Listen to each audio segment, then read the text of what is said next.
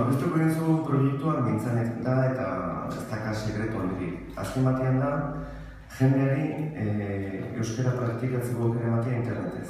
Mintzaneten helburua da praktika libre egitea, euskaraz praktika libre egitea internetez, eta horretarako guk egiten ditugu nolabait esateko 3 lan. Batetik egiten dugu proiektuaren dinamizazioa, gaur bezalako saioekin, bestalde pixka bat proiektuak koordinatzea, finantzatzea eta abar.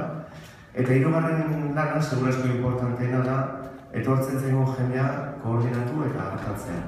Momentu honetan ditugu 3 bat lagun ari direnak euskara lantzen, sare honen bidez, eta esan dezakegu gutxi gorabehera 120 atzerrian dagoela. Eta dinamika izaten da gutxienez egian behin, baina badaude bidelagunak astean 3 egiten dituztena. Orduan, bidelagunak markatzen du bidelariak zenbat praktikatu dezakeen. Badakigu lektorado askotan jendearen euskara baina oso apala da, baldin badaukate, ezta? Baina hala ere beti sortzen dira aukerak, hobekuntza baina oso azkarra da, izugarri. Gizarte mailan daukan onura ikusteko eta guk pixka bat era guztietako bidea jorratzen ditugu ikusteko jarriko dizugu bideo bat. Gaur egun 25 bat pertsona ditugulako adinekoen zentroan. Hola! Bai? Hau zordo? Gure psikologo bezan zigun. Aber nahi alben duen, zer egitea.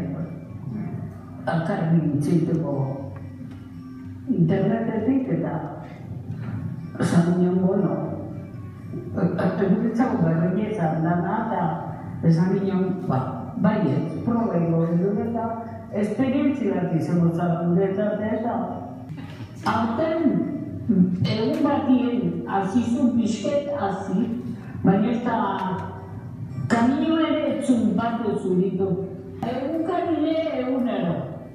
Eta kruzigramak eta definiduk eta egunero. Egunero. Guretzat hau eskuperan dut izan zen.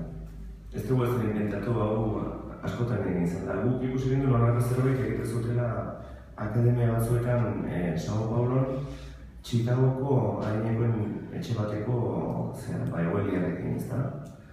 Inglesa praktikatzeko noski horiek inglesa izan bertzen.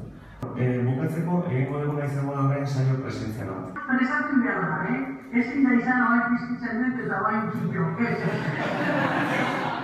elkarrizketa edo puntu batzuk, edo aditzari puntu batzuk, edo gramatiketako Zenbat denbora da zura honekin?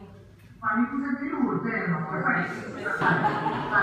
oso zantzero, baina oso ondo zuzendu da ditu gauzak, eta gaina eskolako umero batzuk ere euskeraz ez dikoa zela oso ondo, eta orduan gurasoak etorri zaizkio, orduan erezeko oso geza da. Horrako tipo batekin artitzen rezuze horretu bat, eta bueno, sekura kontantena da.